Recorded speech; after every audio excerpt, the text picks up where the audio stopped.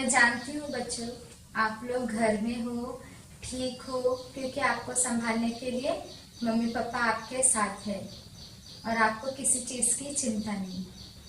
तो आज हम फिर से हमारी क्लास शुरू करने जा रहे हैं और हमें ये क्लास कैसे शुरू करना है।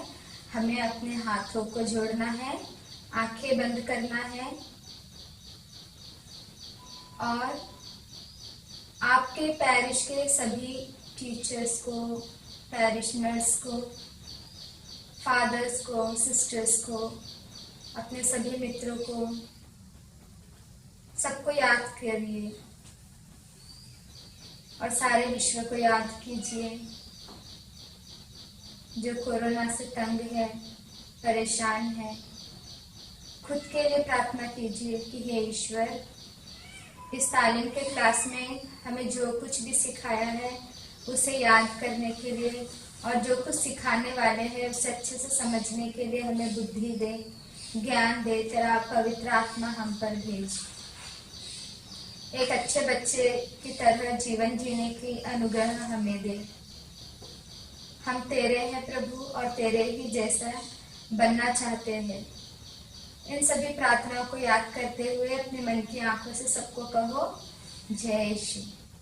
वेरी गुड, जय यीशु बच्चों। तो अभी हमारे कितनी क्लासेस हो गई है? हाँ, हमारी 3 क्लासेस हो गई है। क्या आपको याद है हम किन के बारे में सुन रहे हैं? हमारे पहले अध्याय से लेके हमारे तीसरे अध्याय तक हमने क्या सीखा? क्या आपको याद है? तो मैं आपको फिर से एक बार याद करवाती हूँ। हम इन तीनों अध्याय में 2 व्यक्तियों के बारे में जान रहे हैं। कौन है? एक है पिता परमेश्वर और दूसरा है मनुष्य। मनुष्य कौन है? आदम और हेवा, और बाद में हम सब है। तो हमने पहले अध्याय में सीखा था ईश्वर ने स्वर्ग पृथ्वी बनाया, सारे संसार को बनाया, हम सबको बनाया। हम सब बोला तो पहले आदम को, फिर हेवा को। और दूसरे लेसन में हमने देखा कि कैसे ईश्वर हमारे साथ थे। वो हर दिन अदन वाटिका में आदम और हेवा से मिलने आते थे, उनसे बातें करते थे और वो लोग कैसे थे? बहुत खुश थे ईश्वर के साथ। उनको किसी चीज की कमी थी? नहीं थी। और हमने तीसरे अध्याय में क्या सीखा? क्या आपको याद है? तीसरे अध्याय में हमने क्या सीखा? तीसरे अध्याय में हमने सीखा कि ईश्वर से मनुष्य कैसे दूर हो रहा है। किसके कारण? खुद के कमियों के कारण, ईश्वर की आज्ञाओं को ना मानने के कारण, ईश्वर को दुख पहुंचाने के कारण। तो अब तक की कहानी हमने सुना था कि किस प्रकार आदम और हेवा ने सांप की बातें सुनकर, सांप कौन था? शैतान का रूप।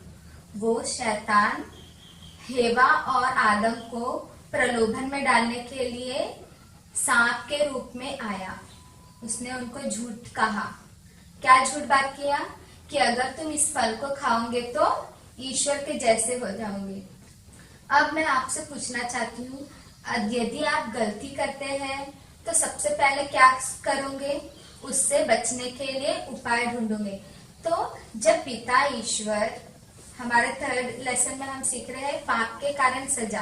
तो जब पिता ईश्वर आदम और हेवा से मिलने के लिए आए तो उन्होंने आदम और हेवा को देखा?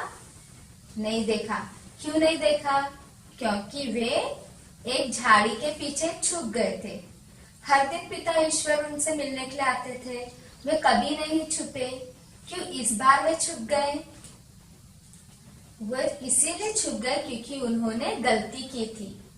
उन्हें जो चीज करने के लिए मना किया था उन्होंने वही काम किया, तो उन्हें डर लगा और वे छिप गए। क्यों? क्योंकि वो जानते थे कि हमने पाप किया है। जब पिता ईश्वर उनको ढूंढने के लिए आए, उनको आवाज दिया, आदम आदम, हेवा हेवा, तो उन्होंने क्या किया? हम आपकी आवाज सुन के डर गए हैं। क्या हुआ उनको? पिता की आवाज सुन के वे डर गए क्योंकि वे नंगे थे। पिता ईश्वर ने उसको पूछा, तुम्हें किसने बताया कि तुम नंगे हो? तुमने जरूर वो ज्ञान वृक्ष का फल जिसे मैंने मना किया था तुमने खाया है। क्या उन्होंने ऐसा किया था? हाँ, उन्होंने ऐसा किया था। उन्होंने ज्ञान वृक्ष का फल खाया था और उन्होंने क्या किया? पिता ईश्वर को दुख दिया। फिर पिता ईश्वर इन बातों से खुश है क्या? नहीं। जब हम गलती करते हैं हमें सजा मिलती है। आपके स्कूल में यदि आप होमवर्क नहीं किए, टीचर आपको डांटेगी? हाँ, डांटेगी। और घर में यदि आपने मस्ती किए और माता पिता से मुजोरी किए, बातें नहीं सुने, आपके दोस्त के साथ झगड़ा किए या अपने भाई बहनों के साथ झगड़ा किए, क्या आपको सजा मिलेगी? जरूर मिलेगी। डांट मिलेगी या फिर मार मिलेगी या फिर मम्मी पापा आपको बोलेंगे कि हमसे बातें नहीं करना, आपको चॉकलेट हम नहीं देंगे या फिर गिफ्ट दे देंगे। ऐसे छोटी छोटी बातों के लिए मम्मी पापा हमको सजा देते। क्यों? ताकि हम वो काम दोबारा ना करें। तो उनके साथ भी ऐसा हुआ। उन्होंने पिता ईश्वर को दुख दिया था तो पिता ईश्वर ने उन्हें सजा दिया। और तुम जानते हो सजा क्या है? ईश्वर ने उन्हें बहुत अच्छा एक तोहफा दिया था। वो क्या था? अदन वाटिका। उसमें सब कुछ था। वो लोग उसमें आनंद के साथ रहते थे, ईश्वर के साथ रहते थे। अभी उन्हें अदन वाटिका से बाहर भेजा जा रहा है। अदन वाटिका से बाहर जाना मतलब आनंद से दूर, खुशियों से दूर और पिता ईश्वर के प्रेम से दूर। ईश्वर उन्हें अलग कर रहे हैं। क्या आपके मम्मी पापा आपको मारने के बाद वैसे ही छोड़ देते? आपको प्यार नहीं करते? फिर करते हैं, क्योंकि आप कौन है? मम्मी पापा के प्यारे बच्चे हैं। कितना भी गलती किया है, कितने भी बार आपको उन्होंने सजा दी है, लेकिन बाद में वो आपसे क्या करेंगे? प्यार करेंगे। तो यही पिता ईश्वर ने आदम और हेवा के साथ किया। उनको प्यार करते थे ना? हाँ, वो उनको प्यार करते थे। तो उन्होंने क्या किया? उनको सजा जरूर दिया। उन्होंने अपने प्यारे बच्चे आदम और हेवा को अदन वाटिका से निकाल दिया, लेकिन वे फिर भी उनके साथ प्यार करते थे। उन्होंने उनको अपने दिल से दूर नहीं किया, सिर्फ उन्होंने अदन वाटिका से उन्हें दूर किया। वो उनको ढूंढते ढूंढते उनके पास आए थे। यदि ईश्वर उन्हें प्यार नहीं करते तो वो उन्हें ढूंढते थे? बिल्कुल नहीं। ईश्वर प्यार करते हैं, वो ढूंढ के हमारे पास आते हैं।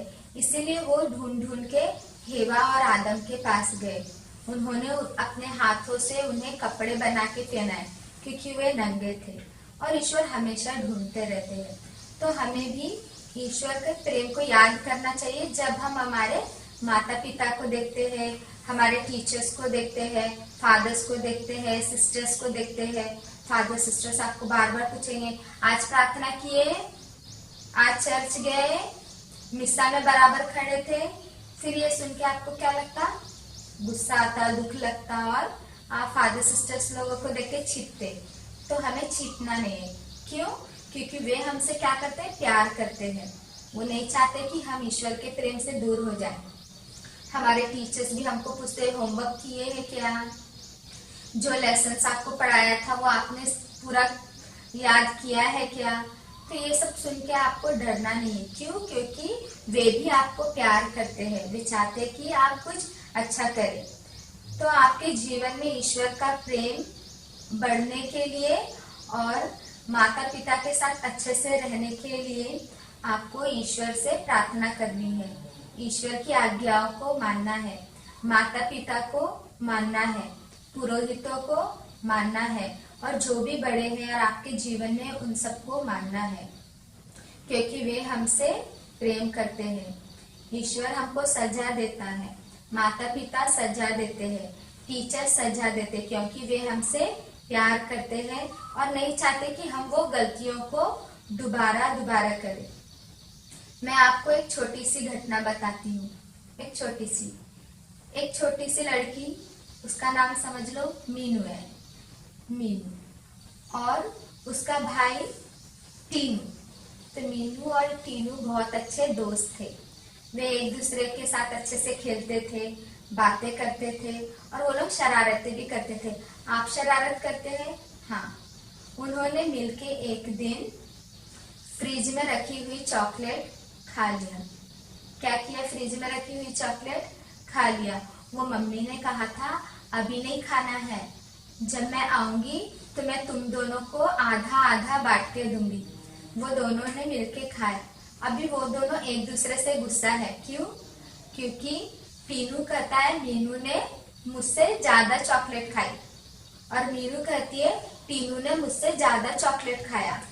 वो दोनों को ही नहीं पता कि वो दोनों ने चॉकलेट खाया, किसने ज्यादा खाया किसने कम किया। वे दोनों एक दूसरे से लड़ते हैं। क्या आपके भी जीवन में ऐसा होता है? यदि वे मम्मी पापा के लिए रुक जाते और मम्मी उन्हें आधा आधा बांट के देती तो क्या उनके मन में ऐसा झगड़े की भावना आती थी? नहीं।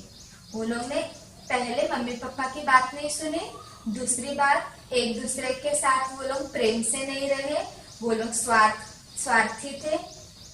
तो हमें छोटी छोटी बातों में विश्वसनीय रहना है। वो लोग लड़ते लड़ते क्या किए? मम्मी को जाके बताए कि देखो मम्मी टीनू ने बोला चॉकलेट खाने के लिए, हमने चॉकलेट खाए, अभी उसने ज्यादा खाया, मुझको कम मिला।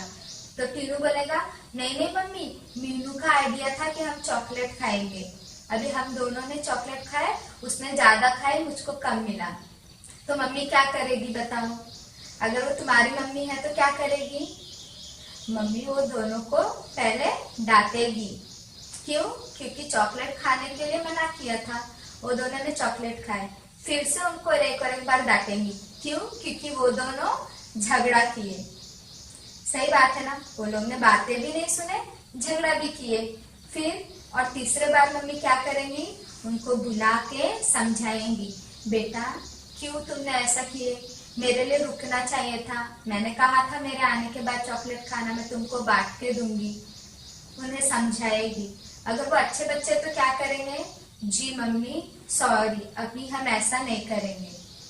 ठीक है। अगर उनके साथ दोस्त है, मैं हमेशा आपको बताती हूँ कौन सा, दो सिंह और एक पूछ वाला दोस्त है उनके साथ, तो वो मम्मी को क्या करेंगे? दोबारा आंसर देंगे कि नहीं मम्मी आप ऐसे ही करते हैं, मैं नहीं सुनूंगा, और एक दूसरे के साथ और झगड़ा करेंगे, मम्मी को भी दुख पहुंचाएंगे। तो ठीक है, हमें इस कहानी से ये याद रखना है, हमें ईश्वर प्यार करता है, और वो जो हमसे कहता है, वो हमसे कैसे बातें करता है? अपने माता पिता और बड़े लोगों के द्वारा। तो वो जो हमसे कहते हैं उसे हमें सुनना है। तो आज हमारा ये चौथा क्लास भी खत्म हुआ, और मैं आपको एक होमवर्क दे देती हूँ। पहली क्लास से मतलब ईश्वर ने मानव की सृष्टि की, वो पहले अध्याय से लेके ये चौथा अध्याय क्या है? मानव को ईश्वर सजा देता है। तो पहले अध्याय से लेके अभी तक जो क्लास आपने सुना है वो कहानी को आपको याद करना है। ये कहानी थी ना कैसे कि ईश्वर पहले स्वर्ग पृथ्वी की रचना करता है, फिर कितने अच्छे रूप से वह आदम को और हेवा को बनाता है, वो कितने प्यार से उनके साथ अदन वाटिका में रहता है। ये सब कहानी आपको याद करना है। आपके मम्मी पापा से भी पूछना है, मम्मी ये कहानी हमको थोड़ा और अच्छे से सुना के दो, तो आपको ये कहानी बाय हार्ट करना है। ठीक है, मैं अगले क्लास में आपसे पूछूंगी कि आपने ये कहानी बाय हार्ट किया क्या, ये कहानी सीखना। ये भी एक आज्ञा है कि आपको कहानी याद करनी है, शुरू से लेके पृथ्वी की सृष्टि से लेके मानव की सृष्टि से लेके अभी तक मानव को ईश्वर के द्वारा सजा मिली, वो पूरा आपको याद करना है और उसके अनुसार जीवन बिताना है। तो धन्यवाद। और हमें क्लास कैसे समाप्त करनी है मैं आपको हमेशा बताती हूँ। क्या आप कभी सीखे हैं बड़े क्रूस का चिन्ह बनाना? तो हम बनाएंगे, पवित्र क्रूस के चिन्ह के द्वारा हर शत्रुओं से मेरी रक्षा कीजिए प्रभु, पिता पुत्र पवित्र आत्मा के नाम पर आमीन। जय श्री